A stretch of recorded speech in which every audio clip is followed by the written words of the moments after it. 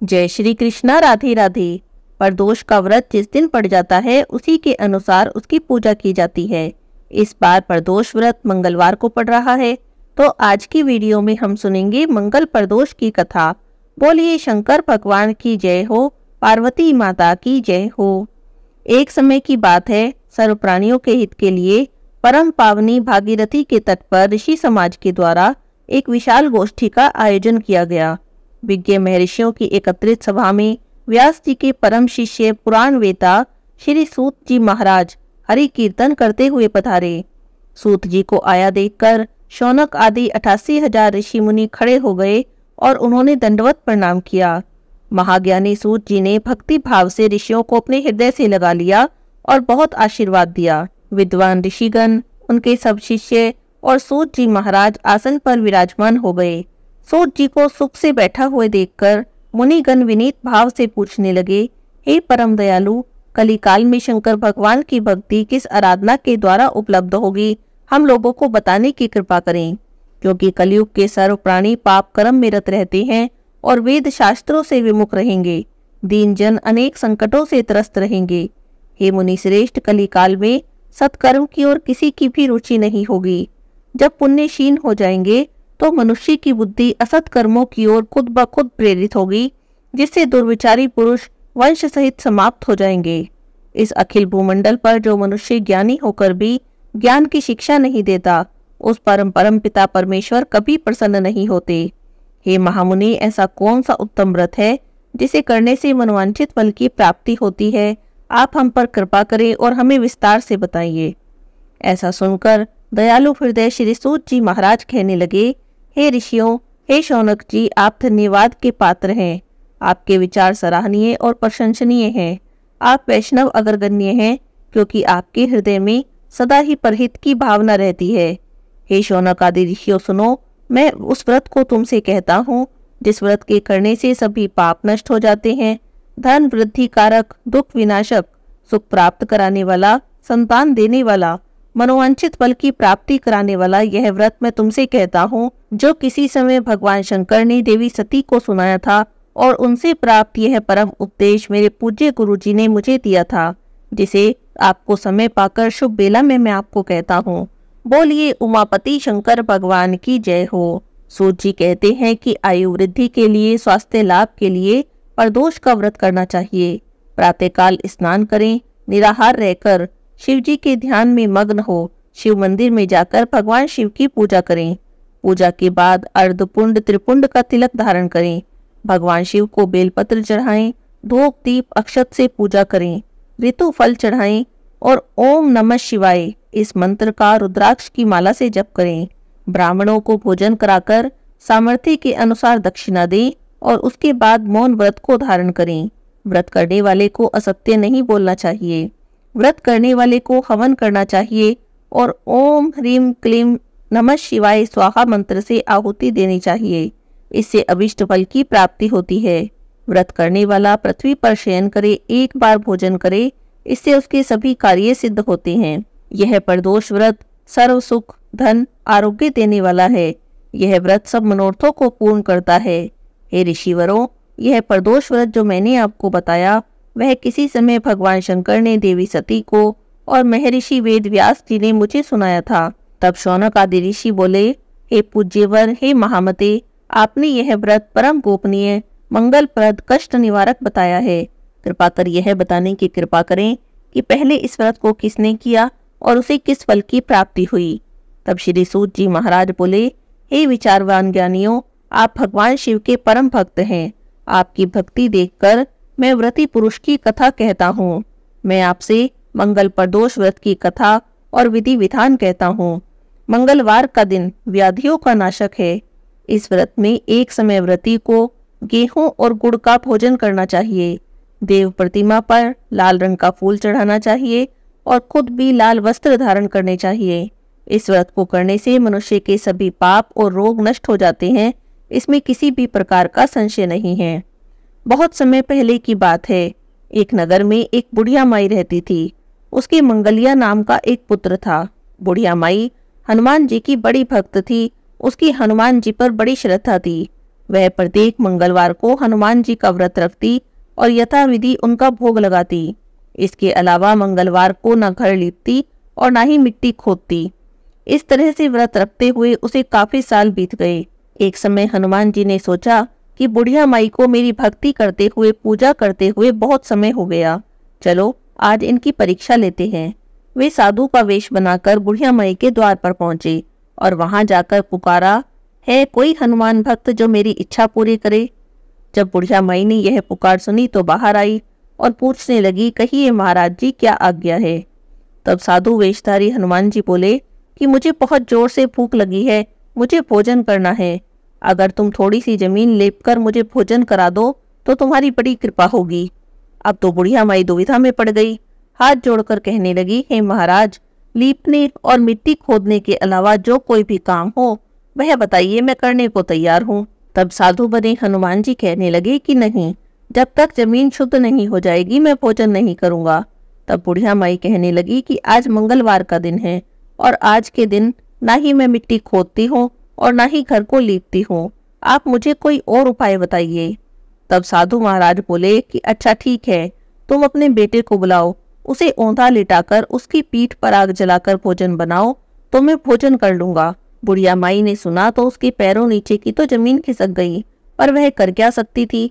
मंगलवार का दिन था, जमीन वो लीप नहीं सकती थी और अपने घर आए साधु को भूखे पेट कैसे जाने देती। थक हार कर उसने मंगलिया को आवाज लगाई, उसे औंधा लिटा दिया, उसकी पीठ पर आग जलाकर भोजन बनाया। जब भोजन परोसकर वह साधु बाबा से भोजन करने का कहने लगी, तब साधु बाबा कहने लगे कि मंगलिया को भी बुला लो, वह भी मेरे साथ आकर भोजन कर लेगा। तब बुढ़िया माई आंखों में आंसू भरकर कहने लगी कि अब उसका नाम लेकर मेरे दिल को न दुखाओ। लेकिन साधु महाराज तो नहीं माने। वे बुढ़िया माई से बार बार कहते रहे कि मंगलिया को बुलाओ, वो भी मेरे साथ भोजन कर लेगा। अब बुढ़िया माई ने साधु बाबा के बार बार कहने पर मंगलिया को आवाज लगाई। मंगलिया हंसता खेलता घर में दौड़ा दौड़ा आया। मंगलिया को जीता जागता देखकर बुढ़िया माई तो आश्चर्य में पड़ गई। वह साधु महाराज के पैरों में गिर गई। तब हनुमान जी ने, जो कि साधु महाराज के वेश में थे, बुढ़िया माई को अपने असली रूप के दर्शन दिए। हनुमान जी को अपने आंगन में खड़ा देखकर बुढ़िया माई का तो जीवन सफल हो गया। वह हनुमान जी के पैरों में गिर गई, रो रो कर माफी मांगने लगी कि हे प्रभु, मैं आपको पहचान नहीं सकी। तब हनुमान जी ने कहा कि मैं तुम्हारी श्रद्धा से, भक्ति से, तुम्हारी पूजा पाठ से बहुत प्रसन्न हूँ। और इस तरह से हनुमान जी ने बुढ़िया माई के सभी कष्ट दूर कर दिए। बुढ़िया माई अपने बेटे के साथ खुशी खुशी रहने लगी। उसके जीवन के सारे कष्ट दूर हो गए। हे हनुमान जी महाराज, जैसे आपने बुढ़िया माई पर कृपा की वैसे ही सब पर कृपा करना, लेकिन जैसी परीक्षा उसके लिए ऐसी किसी की भी मत लेना। बोलिए बजरंगबली हनुमान की जय हो, शंकर भगवान की जय हो, पार्वती माता की जय हो। बहुत समय पहले की बात है। विदर्भ देश में सत्यरथ नाम से प्रसिद्ध एक राजा थे, जो सभी धर्मों में तत्पर, धीर, सुशील और सत्य प्रतिज्ञ थे। धर्म पूर्वक पृथ्वी का पालन करते हुए उनका बहुत सा समय सुख से बीत गया। उसके बाद शाल्व देश के राजा ने विदर्भ नगर पर आक्रमण करके उसे चारों ओर से घेर लिया। अपनी पुरी को शत्रुओं से घिरी हुई देखकर विदर्भ राज विशाल सेना लेकर युद्ध के लिए आगे आए। बलोन्मत्त शाल्व देशीय क्षत्रियों के साथ राजा का बहुत भयंकर युद्ध हुआ। शाल्वों की बहुत बड़ी सेना मारी गई, परंतु अंत में विदर्भ राज भी उनके हाथों से मारे गए। मंत्रियों सहित उस महारथी राजा के मारे जाने पर मरने से बचे हुए सैनिक वहां से भाग गए।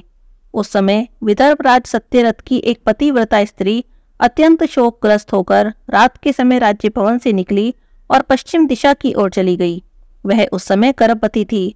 सवेरा होने पर धीरे धीरे मार्ग से जाती हुई उन साध्वी रानी ने बहुत दूर का रास्ता तय कर लेने के बाद एक स्वच्छ तालाब देखा और वे इसके किनारे शोभा पाने वाले एक छायादार पेड़ के नीचे बैठ गई। भाग्यवश उसी निर्जन स्थान में उस वृक्ष के नीचे ही पतिव्रता रानी ने उत्तम गुणों से युक्त शुभ मुहूर्त में एक पुत्र को जन्म दिया।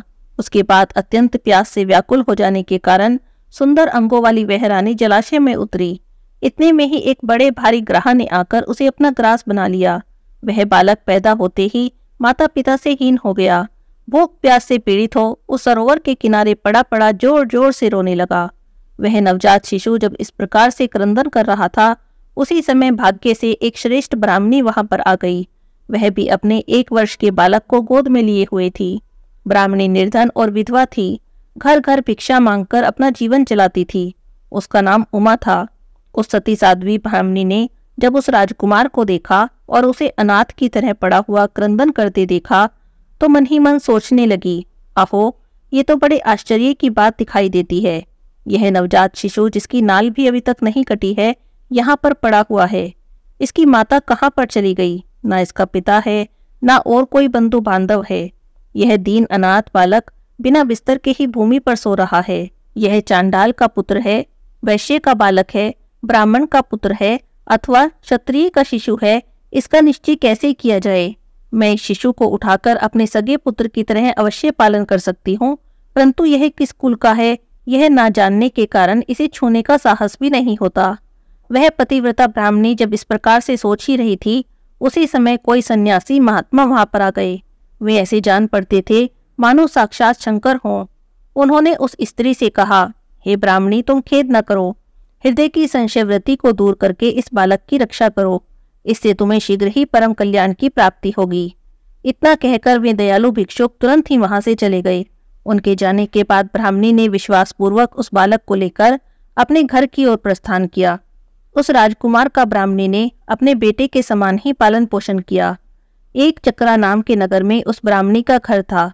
वह भिक्षा के अन्न से ही अपने पुत्र का और उस राजकुमार का पालन पोषण करती थी। समय आने पर ब्राह्मणों ने ब्राह्मणी के पुत्र का और राजा के पुत्र का संस्कार कर दिया। वे दोनों सर्वत्र सम्मानित होकर दिन रात बढ़ने लगे। समय आने पर उनका उपनयन संस्कार हुआ।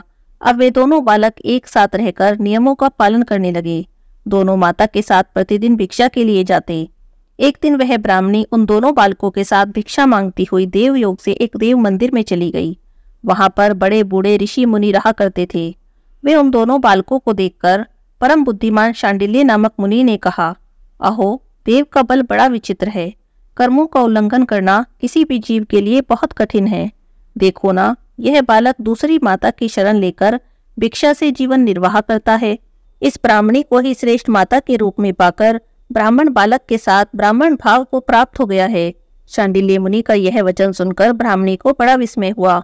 उसने भरी सभा में मुनि को प्रणाम करके पूछा, हे ब्राह्मण, एक सन्यासी के कहने से मैं इस बालक को अपने घर ले आई हूँ।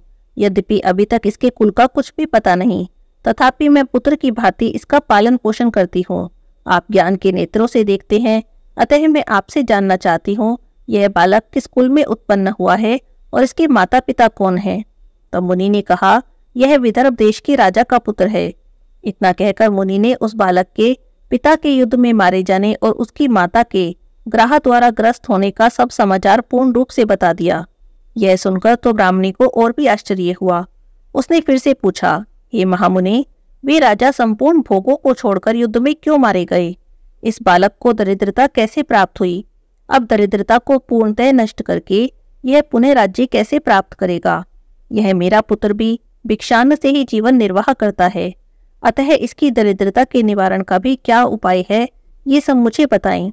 तब शांडिल्य मुनि ने कहा, इस राजकुमार के पिता विदर्भ राज पूर्व देश में पांड्य देश के राजा थे।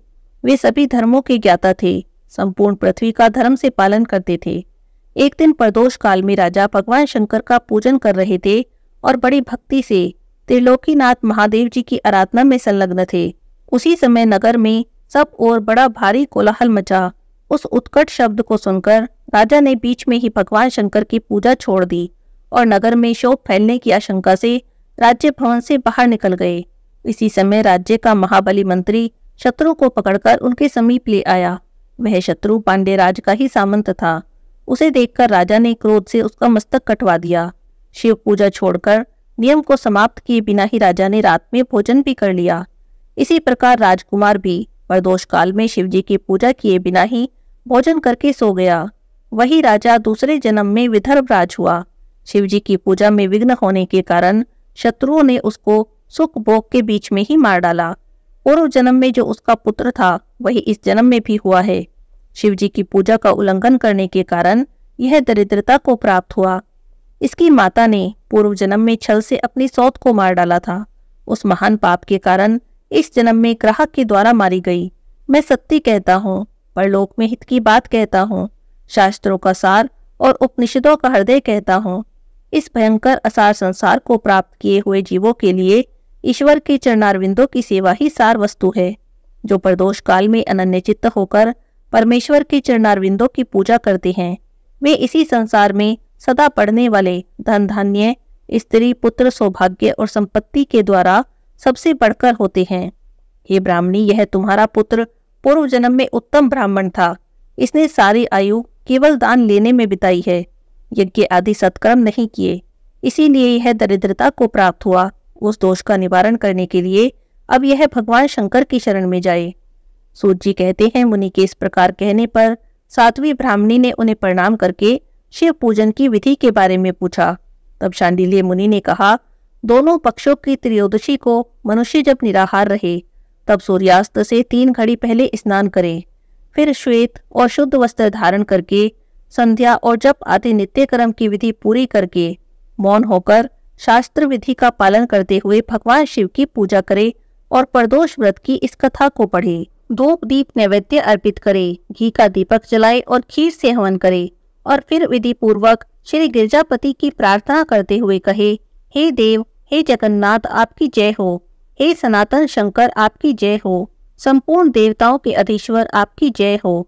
सर्वदेव पूजित, आपकी जय हो। सर्व गुणातीत, आपकी जय हो। सबको वर देने वाले प्रभु, आपकी जय हो। हे नित्य आधार रहित अविनाशी विशंभर, आपकी जय हो, आपकी जय हो। संपूर्ण विश्व के लिए एकमात्र जानने योग्य महेश्वर, आपकी जय हो।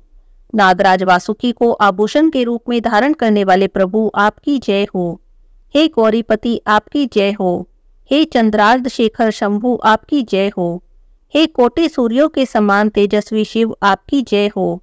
अनंत गुणों के आश्रय, आपकी जय हो। हे भयंकर नेत्रों वाले रुद्र, आपकी जय हो। हे अचिंत्य निरंजन, आपकी जय हो। हे नाथ, हे दया सिंधु, आपकी जय हो। भक्तों की पीड़ा का नाश करने वाले प्रभु, आपकी जय हो। इस दुस्तर संसार सागर से पार उतारने वाले हे परमेश्वर, आपकी जय हो। हे महादेव, मैं संसार के दुखों से पीड़ित हूँ और खिन्न हूँ, मुझ पर प्रसन्न होइए। हे परमेश्वर, समस्त पापों के भय का अपहरण करके मेरी रक्षा करें। मैं महान दारिद्र्य के समुद्र में डूबा हुआ हूँ। बड़े बड़े पापों ने मुझे आक्रांत कर लिया है। मैं महान शोक से नष्ट हो गया हूँ और बड़े बड़े रोगों से व्याकुल हूँ। सब ओर से ऋण के भार से लदा हुआ हूँ। पाप कर्मों की आग में जल रहा हूँ, ग्रहों से पीड़ित हो रहा हूँ। हे शंकर, मुझ पर प्रसन्न होइए। इस प्रकार भगवान शंकर की प्रार्थना करें। इस प्रकार प्रदोष व्रत के दिन गिरजापति भगवान शंकर की आराधना करें। ब्राह्मणों को भोजन कराएं, उन्हें दक्षिणा देकर संतुष्ट करें। इस प्रकार मैंने सब पापों का नाश और सब प्रकार की दरिद्रता का निवारण और समस्त मनोवांछित वस्तुओं का दान करने वाली शिव पूजा का वर्णन किया है। यह शिव की पूजा शिवजी के द्रव्य का हरण करने के पाप को छोड़कर शेष सभी महापातकों और उपपातकों के महान समुदाय का नाश कर देती है। यदि ये दोनों बालक इसी प्रकार भगवान शंकर की पूजन प्रत्येक प्रदोष के दिन करें तो वर्ष भर के भीतर इन्हें उत्तम सिद्धि की प्राप्ति होगी। शांडिल्य मुनि के इस वचन को सुनकर उन ब्राह्मणी ने दोनों बालकों के साथ मुनि के चरणों में प्रणाम किया और कहा, हे भगवान, आज मैं आपके दर्शन से कृतार्थ हो गई। ये दोनों बालक आज से आपकी शरण में हैं। हे ब्राह्मण, यह मेरा पुत्र है और इसका नाम शुचिव्रत है। यह राजकुमार है, इसका नाम मैंने धर्मगुप्त रखा है। ये दोनों बालक और मैं सभी आपके चरणों के दास हैं। इस घोर दारिद्र्य सागर में गिरे हुए हम सभी लोगों का आप उद्धार करें। इस प्रकार शरण में आई हुई ब्राह्मणी को अमृत के समान मधुर वचनों द्वारा आश्वासन देकर मुनि ने उन दोनों बालकों को भगवान शंकर की आराधना की मंत्र विधि का उपदेश दिया। उसके बाद वे दोनों बालक और ब्राह्मणी मुनि की आज्ञा लेकर वहां से चले गए। मुनि के आदेश से दोनों बालक प्रत्येक प्रदोष व्रत के दिन पार्वती वल्लभ भगवान शिव की आराधना करने लगे और इस प्रकार शिव पूजा करते हुए द्विज कुमार और राजकुमार के 4 महीने सुख से बीत गए। एक दिन वह ब्राह्मण कुमार राजकुमार को साथ लिए बिना ही नदी के तट पर स्नान करने के लिए गया और वहां मौज से देर तक इधर उधर घूमता रहा। वहां झरने के जल के आघात से खाई की भूमि कट जाने से उसमें गड़ा हुआ एक बड़ा भारी खजाने का कलश चमक रहा था, जिस पर ब्राह्मण कुमार की दृष्टि पड़ गई। उसे देखकर वह हर्ष और कौतूहल में भरकर उसके समीप गया। उसे देवता के प्रसाद से प्राप्त हुआ मानकर सिर पर लेकर घर की ओर चला। घर के भीतर उस घड़े को रखकर माता से कहा, माँ, यह भगवान शंकर का प्रसाद तो देखो। उन्होंने दया करके घड़े के रूप में यह खजाना दिखा दिया। तब उस खजाने को देखकर ब्राह्मणी बहुत प्रसन्न हुई और राजकुमार को बुलाकर कहने लगी, इस खजाने के घड़े को तुम दोनों आपस में बराबर बराबर बांट लो। माता की बातों को सुनकर ब्राह्मण के पुत्र को तो बहुत प्रसन्नता हुई, पर राजपुत्र ने कहा, माँ, यह तुम्हारे ही पुत्र के पुण्य से प्राप्त हुआ है, अतः मैं इस खजाने को बांटकर लेना नहीं चाहता हूँ। अपने पुण्य से प्राप्त हुए खजाने का ये स्वयं ही उपभोग करें। वे ही भगवान शंकर मुझ पर भी कृपा करेंगे। इस प्रकार प्रसन्नता पूर्वक भगवान शंकर की पूजा करते हुए उन दोनों कुमारों का उसी घर में 1 वर्ष व्यतीत हो गया। एक दिन राजकुमार ब्राह्मण कुमार के साथ वसंत ऋतु में वन में भ्रमण करने के लिए गया।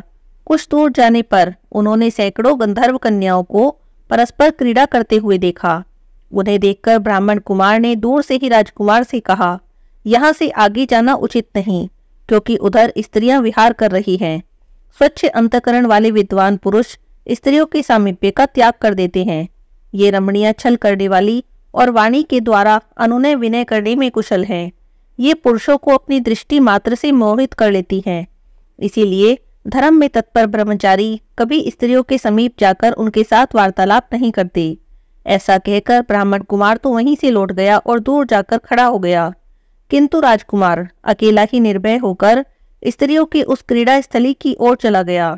उन गंधर्व कन्याओं में से एक ने राजकुमार को आते देखा तो मन ही मन कुछ विचार किया और अपनी सखियों से कहने लगी, यहाँ से थोड़ी ही दूर पर एक उत्तम वन है, जहाँ पर अनेकों प्रकार के वृक्ष हैं और फूल खिले हुए हैं। वहां जाकर तुम सभी लोग फूल तोड़ो, तब तक मैं यहीं पर बैठी हूँ। तुम फूलों का संग्रह करके पुनः यहीं पर आ जाना। इस प्रकार का आदेश देने पर सखियां वन के भीतर चली गई और वह गंधर्व कन्या राजकुमार पर दृष्टि लगाए वहीं पर खड़ी रही। थोड़ी ही देर में राजकुमार उस कन्या के पास गए। तब गंधर्व कन्या ने अपने पास आए हुए राजकुमार को बैठने के लिए कोमल पल्लवों का आसन दिया और पूछा कि तुम कौन हो, किस देश से यहाँ आए हो, किसके पुत्र हो।